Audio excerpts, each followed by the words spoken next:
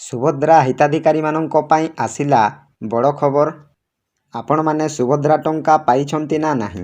ତ ଦେଖନ୍ତୁ, ଅନେକ ହିତାଧିକାରୀ ଏହି ସୁଭଦ୍ରା ଯୋଜନାର ଲାଭ ପାଇ ସାରିଲେଣି। ତ ଯେଉଁ ହିତାଧିକାରୀମାନେ ଆଜି ପର୍ଯ୍ୟନ୍ତ ଏହି ସୁଭଦ୍ରା ଟଙ୍କା ପାଇନାହିଁ, ସେମାନେ ବହୁତ ଚିନ୍ତାରେ ଅଛନ୍ତି। ସେମାନଙ୍କ ମନରେ ଗୋଟିଏ ପ୍ରଶ୍ନ ହେଉଥିବ ଯେ ମୋର ସୁଭଦ୍ରା ଟଙ୍କା କାହିଁକି ଆସିଲାନି। ଆଜି ମୁଁ ଆପଣମାନଙ୍କୁ 4ଟି ଟିପ୍ସ ଦେବି। ସେହି ଟିପ୍ସ ମାନିଲେ ହୁଏତ ଆପଣମାନେ 100% ଆପଣଙ୍କ ଆକାଉଣ୍ଟକୁ ଏହି ସୁଭଦ୍ରା ଟଙ୍କା ଆସିପାରେ। ତ ଆସନ୍ତା ମାର୍ଚ୍ଚ 8 ତାରିଖରେ ସୁଭଦ୍ରା ଯୋଜନାର ଦ୍ୱିତୀୟ କିସ୍ତି ଆସିବାକୁ ଯାଉଛି। ଯେଉଁମାନେ ପ୍ରଥମ କିସ୍ତି ପାଇଛନ୍ତି, ଆପଣମାନେ ମାର୍ଚ୍ଚ 8 ତାରିଖରେ ଆଉ ଥରେ କିସ୍ତି ଆପଣମାନେ ପାଇପାରିବେ। ଯଦି କୌଣସି ହିତାଧିକାରୀ ଏପର୍ଯ୍ୟନ୍ତ ସୁଭଦ୍ରା ଟଙ୍କା ପାଇନାହିଁ, ତାହେଲେ ଆପଣମାନେ ମାର୍ଚ୍ଚ 8 ତାରିଖରେ ଏକା ସାଙ୍ଗରେ 2ଟି କିସ୍ତି 10,000 ଟଙ୍କା ଆପଣମାନେ ପାଇପାରିବେ। ତ ଯେଉଁ ହିତାଧିକାରୀମାନଙ୍କ ଆକାଉଣ୍ଟକୁ ଟଙ୍କା ଆସିନି, ଆପଣମାନଙ୍କୁ ଏହି ଭିଡ଼ିଓଟି ବହୁତ ହେଲ୍ପଫୁଲ୍ ହେବ। ତେଣୁ ଆପଣମାନେ ଭିଡ଼ିଓକୁ ସ୍କିପ୍ ନକରି ଲାଷ୍ଟ ପର୍ଯ୍ୟନ୍ତ ଦେଖନ୍ତୁ। ଭିଡ଼ିଓକୁ ଗୋଟେ ଲାଇକ୍ କରନ୍ତୁ। ତା ପୂର୍ବରୁ ଆପଣମାନଙ୍କୁ ଗୋଟିଏ ଅନୁରୋଧ, ମୋ ଚ୍ୟାନେଲକୁ ପ୍ରଥମେ ଆସିଥିଲେ ଗୋଟିଏ ସବସ୍କ୍ରାଇବ୍ କରି ଅଲ୍ ନୋଟିଫିକେସନକୁ ଅନ୍ କରନ୍ତୁ। ଫଳରେ ଏହିପରି ହେଲ୍ପଫୁଲ୍ ନୂଆ ନୂଆ ଭିଡ଼ିଓ ଆପଣମାନଙ୍କଠାରେ ପ୍ରଥମେ ପହଞ୍ଚିବ। ତେଣୁ ଡେରି ନକରି ଚାଲନ୍ତୁ ଭିଡ଼ିଓକୁ ଷ୍ଟାର୍ଟ କରିବା। ସୁଭଦ୍ରା ଯୋଜନାର ପ୍ରଥମ କିସ୍ତି ଟଙ୍କା ହିତାଧିକାରୀମାନଙ୍କୁ ବାଣ୍ଟି ସାରିଲେଣି ରାଜ୍ୟ ସରକାର। ତଥାପି ସୁଭଦ୍ରାକୁ ନେଇ ଅନେକ ଲୋକଙ୍କ ମନରେ ଏବେ ବି ଦ୍ୱନ୍ଦ୍ୱ ରହିଛି। ଏବେ ସୁଦ୍ଧା ଏମିତି ଅନେକ ଲୋକ ଅଛନ୍ତି ଯେଉଁମାନେ ସୁଭଦ୍ରା ଯୋଜନାର ଲାଭ ପାଇନାହାନ୍ତି। ଦେଖନ୍ତୁ, ସୁଭଦ୍ରା ଯୋଜନାର ପ୍ରଥମ କିସ୍ତି ଟଙ୍କା ସମସ୍ତ ହିତାଧିକାରୀଙ୍କୁ ରାଜ୍ୟ ସରକାର ବାଣ୍ଟି ସାରିଲେଣି।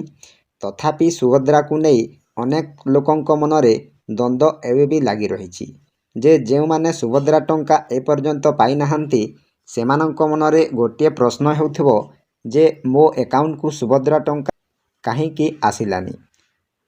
ତ ଆପଣମାନଙ୍କୁ ଆଜି ମୁଁ କେତୋଟି ଟିପ୍ସ ଦେବି।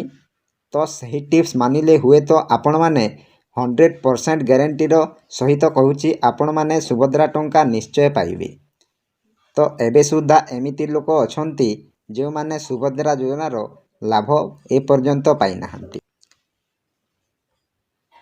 ତାପରେ ତେବେ ଆଜି ଆସନ୍ତୁ ଜାଣିବା କ'ଣ ପାଇଁ ଆକାଉଣ୍ଟକୁ ଆସୁନି ସୁଭଦ୍ରା ଟଙ୍କା। କେଉଁଠି ରହିଛି ଭୁଲ? ଯାନ୍ତ୍ରିକ ତ୍ରୁଟି ନା ହିତାଧିକାରୀଙ୍କ ଆକାଉଣ୍ଟରେ କୌଣସି ସମସ୍ୟା ଅଛି? ଆଜି ଆସନ୍ତୁ ଜାଣିବା ପ୍ରକୃତରେ ସମସ୍ୟା କେଉଁଠି ରହିଛି। ଫେବୃଆରୀ 8 ତାରିଖରେ ଯାଜପୁରରେ ପ୍ରଥମ ପର୍ଯ୍ୟାୟରେ ଚତୁର୍ଥ କିସ୍ତି ଟଙ୍କା ବାଣ୍ଟିଛନ୍ତି ମୁଖ୍ୟମନ୍ତ୍ରୀ ମୋହନ ଚରଣ ମାଝୀ। ପ୍ରାୟ 18 ଲକ୍ଷ ମହିଳାଙ୍କ ଆକାଉଣ୍ଟକୁ ଟଙ୍କା ଯାଇଥିବା ବେଳେ ମୋଟ 98 ଲକ୍ଷ ହିତାଧିକାରୀଙ୍କୁ ଟଙ୍କା ମିଳିଛି। ତ ଆପଣମାନେ ଜାଣିଥିବେ, ଏହି ଗତ ଫେବୃଆରୀ 8 ତାରିଖରେ ଯାଜପୁରରେ ପ୍ରଥମ ପର୍ଯ୍ୟାୟର ଚତୁର୍ଥ କିସ୍ତି ଟଙ୍କା ସମସ୍ତ ଯୋଗ୍ୟ ହିତାଧିକାରୀଙ୍କୁ ମିଳିସାରିଛି। ତ ଏପର୍ଯ୍ୟନ୍ତ ଅନେକ ଯୋଗ୍ୟ ହିତାଧିକାରୀ ଅଛନ୍ତି, ସେମାନେ ପ୍ରଥମ କିସ୍ତି ହେଲେ ମଧ୍ୟ ପାଇପାରି ନାହାନ୍ତି। ତ ସେମାନଙ୍କ କ'ଣ ସମସ୍ୟା ରହିଛି ଆପଣମାନଙ୍କୁ ଏହି ଭିଡ଼ିଓ ମାଧ୍ୟମରେ କହିବି।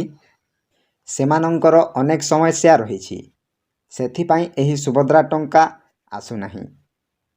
ଯେଉଁମାନଙ୍କର ସବୁକିଛି ତଥ୍ୟ ଠିକ୍ ଅଛି, ସେମାନେ ପ୍ରଥମ ପର୍ଯ୍ୟାୟ ଟଙ୍କା ପାଇସାରିଲେଣି। ତ ଯେଉଁମାନେ ପାଇନାହାନ୍ତି, ଏହି ଭିଡ଼ିଓକୁ ସ୍କିପ୍ ନକରି ଲାଷ୍ଟ ପର୍ଯ୍ୟନ୍ତ ଦେଖନ୍ତୁ।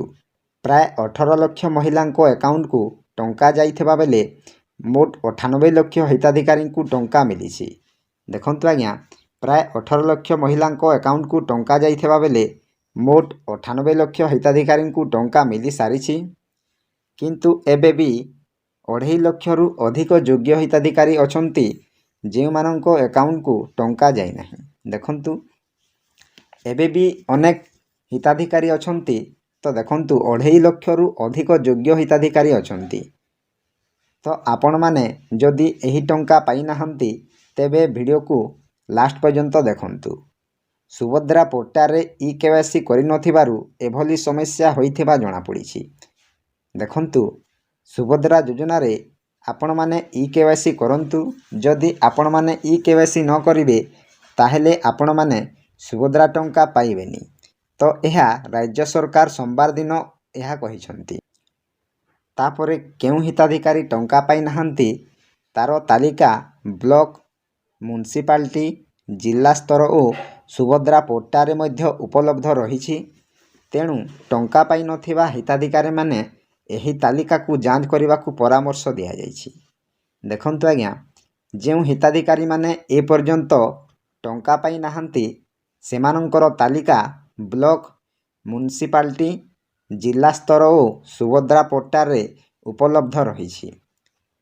ତେଣୁ ଟଙ୍କା ପାଇନଥିବା ହିତାଧିକାରୀମାନେ ଏହି ତାଲିକାକୁ ଯାଞ୍ଚ କରନ୍ତୁ। ତ ଆପଣମାନେ ଯଥାଶୀଘ୍ର ଯାଞ୍ଚ କରନ୍ତୁ, ଏହା କହିଛନ୍ତି ଉପମୁଖ୍ୟମନ୍ତ୍ରୀ। ତାପରେ ତାଲିକାରେ ନାଁ ଥିଲେ ବ୍ୟାଙ୍କ ଯାଇ ଡିବିଟି ଏନାବୁଲ କରିବା ସହ ସୁଭଦ୍ରା ପୋର୍ଟାଲରେ ବାୟୋମେଟ୍ରିକ୍ ପଦ୍ଧତିରେ ଇ-କେୱାଇସି କରିବାକୁ ପରାମର୍ଶ ଦିଆଯାଇଛି। ମନେ ରଖନ୍ତୁ, ଆପଣମାନେ ତାଲିକାରେ ଯଦି ନାଁ ନଥିଲେ ଆପଣମାନେ ଡିବିଟି ଏନାବୁଲ କରନ୍ତୁ। ତ କିପରି ଆପଣମାନେ ଡିବିଟି ଏନାବୁଲ କରିବେ? ଆପଣମାନଙ୍କ ଖାତା ଯେଉଁ ବ୍ୟାଙ୍କରେ ଖୋଲିଛନ୍ତି ସେହି ବ୍ୟାଙ୍କକୁ ଯାଇ ଆପଣମାନେ ସେଠାରେ ଡିବିଟି ଲିଙ୍କ କରନ୍ତୁ।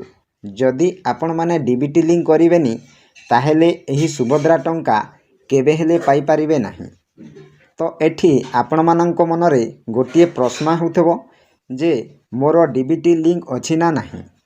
ଅନେକ ହିତାଧିକାରୀ ଅଛନ୍ତି ଏହି ବ୍ୟାଙ୍କ ଆକାଉଣ୍ଟରେ ଆପଣମାନଙ୍କର ଡିବିଟି ଲିଙ୍କ ଅଛି, କିନ୍ତୁ ଅଲଗା ସମସ୍ୟା ହେତୁ ଆପଣମାନେ ଏହି ସୁଭଦ୍ରା ଟଙ୍କା ହୁଏତ ପାଇପାରୁନଥିବେ। ତେଣୁ ଆପଣମାନଙ୍କର ଡିବିଟି ଲିଙ୍କ ଅଛି କି ନାହିଁ ଆପଣମାନେ କେମିତି ଜାଣିବେ ନିଜ ମୋବାଇଲ ସାହାଯ୍ୟରେ? ନା ଭିଡ଼ିଓ ଡେସ୍କ୍ରିପସନରେ ମୁଁ ଆପଣମାନଙ୍କୁ ଲିଙ୍କ ଦେଇଦେଇଛି। ସେହି ଲିଙ୍କକୁ ଆପଣମାନେ କ୍ଲିକ୍ କରି ଆପଣମାନଙ୍କର ବ୍ୟାଙ୍କ ଆକାଉଣ୍ଟରେ ଡିବିଟି ଲିଙ୍କ ଅଛି ନା ନାହିଁ ଆପଣମାନେ ସେହି ଭିଡ଼ିଓକୁ ଫାଷ୍ଟରୁ ଲାଷ୍ଟ ଯାଏ ଦେଖନ୍ତୁ। ନିଶ୍ଚୟ ଆପଣମାନେ ନିଜ ମୋବାଇଲ ସାହାଯ୍ୟରେ ଡିବିଟି ଲିଙ୍କ ଅଛି ନା ନାହିଁ ଆପଣମାନେ ସୁନିଶ୍ଚିତ ହୋଇପାରିବେ। ତାପରେ ଆପଣମାନେ ସୁଭଦ୍ରା ପୋର୍ଟାଲରେ ବାୟୋମେଟ୍ରିକ୍ ପଦ୍ଧତିରେ ଇ-କେୱାଇସି କରିବାକୁ ପରାମର୍ଶ ଦେଇଛନ୍ତି ଉପମୁଖ୍ୟମନ୍ତ୍ରୀ ପ୍ରଭାତୀ ପରିଡ଼ା। ତ ଦେଖନ୍ତୁ, ଆପଣମାନେ ବାୟୋମେଟ୍ରିକ୍ ସାହାଯ୍ୟରେ ଇ-କେୱାଇସି କରନ୍ତୁ। ପ୍ରଥମେ ଆପଣମାନେ ସୁଭଦ୍ରା ଯୋଜନାରେ ଆବେଦନ କରିବା ସମୟରେ ହୁଏତ ଆପଣମାନେ OTP ସାହାଯ୍ୟରେ କିମ୍ବା ଅନ୍ୟ ବିନା OTP ସାହାଯ୍ୟରେ ଆପଣମାନେ ଆବେଦନ କରିଛନ୍ତି। ତ ଏବେ ଆପଣମାନେ ବାୟୋମେଟ୍ରିକ୍ ବା ଆପଣମାନଙ୍କର ଫିଙ୍ଗର ବା ଆଇ ସ୍କାନରକୁ କରି ଆପଣମାନେ CSC ସେଣ୍ଟରକୁ ଯାଇ ସେଠାରେ ଫିଙ୍ଗର ବା ଆଇ ସ୍କାନର କରିକି ଆପଣମାନେ ବାୟୋମେଟ୍ରିକ୍ ପଦ୍ଧତିରେ ଆପଣମାନେ ସୁଭଦ୍ରା ଯୋଜନାରେ ଇ-କେୱାଇସି କରାଇ ନିଅନ୍ତୁ। ଯଦି ଆପଣମାନେ ଏହା କରିବେନି ତାହେଲେ ସୁଭଦ୍ରା ଟଙ୍କା ପାଇପାରିବେ ନାହିଁ। ତାପରେ ସୁଭଦ୍ରା ଟଙ୍କା ପାଇଁ ହିତାଧିକାରୀମାନଙ୍କୁ 4ଟି ଜିନିଷ ନିଶ୍ଚିତ କରିବାକୁ ପଡ଼ିବ। ଦେଖନ୍ତୁ ଆଜ୍ଞା, ମୁଁ ଆପଣମାନଙ୍କୁ ଭିଡ଼ିଓ ଫାଷ୍ଟରେ କହିଥିଲି ଆପଣମାନଙ୍କୁ ଯେଉଁ 4ଟି ଜିନିଷ ଆପଣମାନଙ୍କୁ କାମ କରିବାକୁ ପଡ଼ିବ ସେହି 4ଟି ଜିନିଷ ହୁଏତ ଆପଣମାନେ କରିଲେ 100% ଗ୍ୟାରେଣ୍ଟିର ସହିତ କହୁଛି ଆପଣମାନଙ୍କୁ ସୁଭଦ୍ରା ଟଙ୍କା ନିଶ୍ଚୟ ମିଳିବ। ତ ଆସନ୍ତୁ ଆଜି ଜାଣିବା ସେହି 4ଟି ଜିନିଷ କ'ଣ ରହିଛି। ପ୍ରଥମରେ ହେଉଛି ହିତାଧିକାରୀଙ୍କ ଗୋଟିଏ ବ୍ୟାଙ୍କ ଆକାଉଣ୍ଟ ଥିବା ଆବଶ୍ୟକ। ଦେଖନ୍ତୁ ଆଜ୍ଞା, ଆପଣମାନଙ୍କର ଗୋଟିଏ ବ୍ୟାଙ୍କ ଆକାଉଣ୍ଟ ଥିବା ଆବଶ୍ୟକ। ତାପରେ ଦ୍ୱିତୀୟରେ ବ୍ୟାଙ୍କ ଆକାଉଣ୍ଟଟି ହିତାଧିକାରୀଙ୍କ ଆଧାର ସହିତ ଲିଙ୍କ ହୋଇଥିବା ଆବଶ୍ୟକ। ତ ସୁଭଦ୍ରା ଯୋଜନାରେ ଆପଣମାନେ ଯେଉଁ ବ୍ୟାଙ୍କ ଆକାଉଣ୍ଟ ଦେଇଛନ୍ତି ସେହି ବ୍ୟାଙ୍କ ଆକାଉଣ୍ଟରେ ଆଧାର ଲିଙ୍କ ରହିଥିବା ନିହାତି ଆବଶ୍ୟକ। ଯଦି ଆପଣମାନଙ୍କର ବ୍ୟାଙ୍କ ଆକାଉଣ୍ଟରେ ଆଧାର ଲିଙ୍କ ନାହିଁ ତାହେଲେ ସୁଭଦ୍ରା ଯୋଜନାରେ ଆପଣମାନେ ପାଇପାରିବେ ନାହିଁ। ତାପରେ ସେହିପରି ଆକାଉଣ୍ଟଟି ଡିବିଟି ସକ୍ଷମ ହୋଇଥିବା ଆବଶ୍ୟକ। ତ ଦେଖନ୍ତୁ, ଆପଣମାନଙ୍କୁ ମୁଁ ପ୍ରଥମରୁ କହୁଛି, ତ ଆପଣମାନେ ଡିବିଟି ଲିଙ୍କ ଅଛି ନା ନାହିଁ ଭିଡ଼ିଓ ଡେସ୍କ୍ରିପସନରେ ଆପଣମାନଙ୍କୁ ଲିଙ୍କ ଦେଇଛି। ସେହି ଲିଙ୍କକୁ କ୍ଲିକ୍ କରି ଆପଣମାନେ ନିଜର ଆକାଉଣ୍ଟରେ ଡିବିଟି ଲିଙ୍କ ଅଛି କି ନାହିଁ ଆପଣମାନେ ଜାଣିପାରିବେ। ସେହି ଭିଡ଼ିଓକୁ ଫାଷ୍ଟରୁ ଲାଷ୍ଟ ଯାଏ ଦେଖନ୍ତୁ।